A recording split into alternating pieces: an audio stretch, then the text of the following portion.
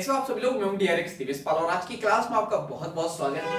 हम जो बुक पढ़ रहे हैं उसका नाम है इमोशनल इंटेलिजेंसी, जिसे लिखा है डेनियल गोलमैन। तो बहुत सारी बातें तो नहीं, बहुत छोटी सी बातें हमने की थी पिछली क्लास में कि इमोशनल इंटेलिजेंट क्या होता है और आईक्यू क्या होता है और क्या इंपॉर्टेंट है लाइफ में। कौन सक्सेस होते हैं जिनके पास में अच्छा या गुड या ज्यादा हम लोग बात करते हैं यानी इमोशनल इंटेलिजेंस होती है, वो लाइफ में सक्सेस होते हैं। और जो बहुत ज्यादा लाइफ में इंटेलिजेंट होते हैं, आईक्यू लेवल तो बहुत ज्यादा होता है लेकिन इमोशनल इंटेलिजेंस बहुत कम होती है, तो ऐसे लोग जो है लाइफ में फेल हो जाते हैं। तो ये सारी बातें हम लोग कर चुके थे। इसके बाद हम लोग यहाँ पे बात करते हैं, तो इसको थोड़ा सा बड़ा करते हैं, थोड़ा नहीं बहुत ज्यादा बड़ा करते हैं। चलिए और बात करते हैं इमोशंस के बारे में, ठीक है, क्योंकि इमोशंस को समझना बहुत जरूरी है।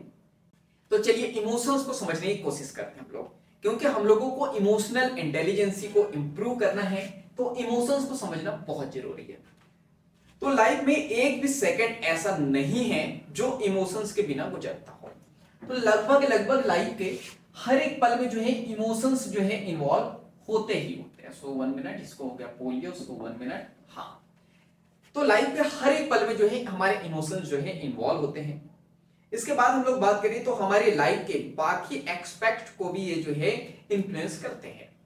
तो इमोशंस की बात करते हैं तो हमारे लाइफ के जो और भी जो एरियाज है, जैसे कि रिलेशनशिप यानी रिश्ते है, बिजनेस है या पर्सनल लाइफ है, प्रोफेशनल लाइफ, इन सबको जो है ये जो है यहाँ पे इन्फ्लुएंस करते हैं, अफेक्ट करते हैं। जैसे एग्जांपल्स के हैं डिसीजन मेकिंग प्रोसेस, डिसीजन लेने को स्लो कर देते हैं। अगर आप इमोशनली वीक हो, डरे हुए हो, गुस्से में हो या बहुत दुखी हो, तो क्या लगता है डिसीजन कैसे लोगे, सही या गलत? गलत डिसीजन ही होंगे। जब भी आप इमोशनली वीक होंगे या इमोशंस के कंट्रोल में होंगे, इमोशंस आपके कंट्रोल में नहीं, इमोशंस ने आपको कंट्रोल करके रखा है, यानी बहुत ज्यादा गुस्से में हो आप, आपको होश ही नहीं है कि आप क्या कर रहे हो और क्या नहीं, तो क्या लगता है डिसीजन सही लोगे गलत लोगे? गलत लोगे। इसके बाद बात करें थॉट यानी कि विचार। अगर आपके विचार कमजोर होंगे तो डेफिनेटली जो है हम भी कमजोर होंगे और लाइफ में जो बहुत अच्छा जो है हम लोग वर्क नहीं कर पाएंगे और लाइफ में सक्सेस नहीं पा सकते हैं। इसके बाद हम लोग बात करते हैं तो इमोशनल इंटेलिजेंट के उदाहरण को हम लोग देख लेते हैं, यानी कि एग्जांपल को। जब हम सैड होते हैं यानी कि दुखी होते हैं तो सैडनेस हमारे थॉट पैटर्न को इन्फ्लुएंस करती है। इसका मतलब क्या है कि जब हम दुखी होते हैं तो जो सैडनेस है, जो दुखी हो रहे हैं हम लोग, हमारे जो थॉट पैटर्न को जो है वो इन्फ्लुएंस करता है और पास्ट के यानी कि बीते पल के अपने अनप्लेजेंट एक्सपीरियंस को याद करने लगते हैं।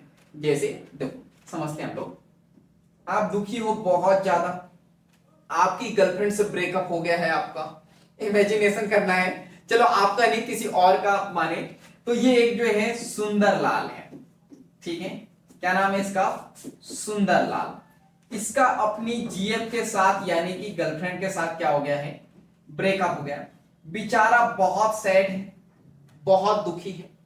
तो अब देखना, इसको जब रोना भी आता है ना, तो ये पुराने पलों को, यानी वही जो मैंने बताया ना कि पास्ट में जितना भी बुरे से बुरा एक्सपीरियंस इसको हुआ है वो सारा याद आने लगेगा। आपने इसे अपनी रियल लाइफ में भी एक्सपीरियंस किया होगा। जब कोई व्यक्ति आपसे कुछ गलत कह देता है, बुरा कह देता है, आप दुखी हो जाते हो, लेकिन आपको उस चीज का तो दुख होता ही होता है, लेकिन उसके अलावा भी जिन लोगों ने जो है आपको ऐसी बात बोली है जिससे आपको दुख हुआ है, तो आप हमेशा सोचते हो मेरी लाइफ में तो ऐसा ही होता है, इसने भी मेरे को ऐसा बोल दिया था, उसने भी मेरे को वैसा बोल दिया था, इस व्यक्ति ने भी मुझे दुख दिया है, इसने भी दुख दिया है। किसी, जैसे मैं बात करूं सुंदरलाल का, अब ब्रेकअप हो गया है ना, ये लड़कियों के प्रति सतर्क हो जाएगा। अब इसे जब भी कोई लड़की प्रपोज करेगी या जब भी इसकी लाइफ में कोई लड़की आएगी तो इसे ये वाला थॉट आएगा, अरे कहीं ब्रेकअप तो नहीं हो जाएगा, कहीं दुखी तो नहीं होऊंगा मैं, कहीं ये भी तो धोखा नहीं देगी।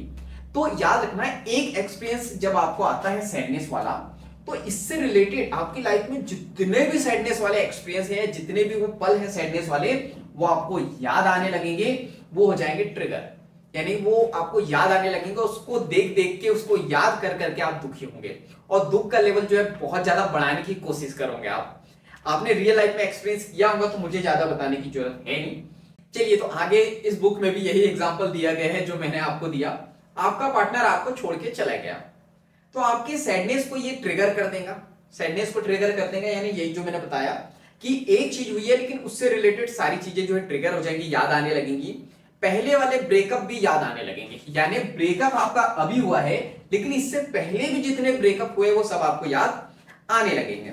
और सैडनेस का लेवल यानी जो दुखी हो आप, दुख का लेवल अप्रीम हो जाएगा, यानी बहुत ज्यादा दुखी हो जाओगे आप और सैडनेस बहुत ज्यादा बढ़ जाएंगी। आपको अपनी लाइफ मेजरेबल फील होने लगेगी, यानी कि अब आप अपनी लाइफ को मेजर करने लगोगे, नापने लगोगे कि यार इसने भी धोखा दिया था, इसने भी धोखा दिया था, मेरे साथ ये भी बुरा हुआ है, वो भी बुरा हुआ है, कब कब बुरा हुआ है, किसने किसने बुरा किया है मेरे साथ, सारी चीजों को जो है आप नापने लगोगे।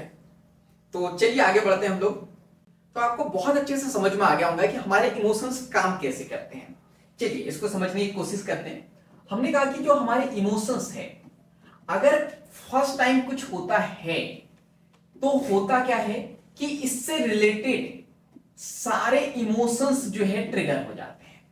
यानी कि आपका फर्स्ट टाइम ब्रेकअप हुआ है तो अगर आपके लाइफ में इससे पहले भी कभी ब्रेकअप हुए हैं तो सारे जो है ट्रिगर हो जाएंगे और आप जो है दुखी आत्मा बन जाओगे।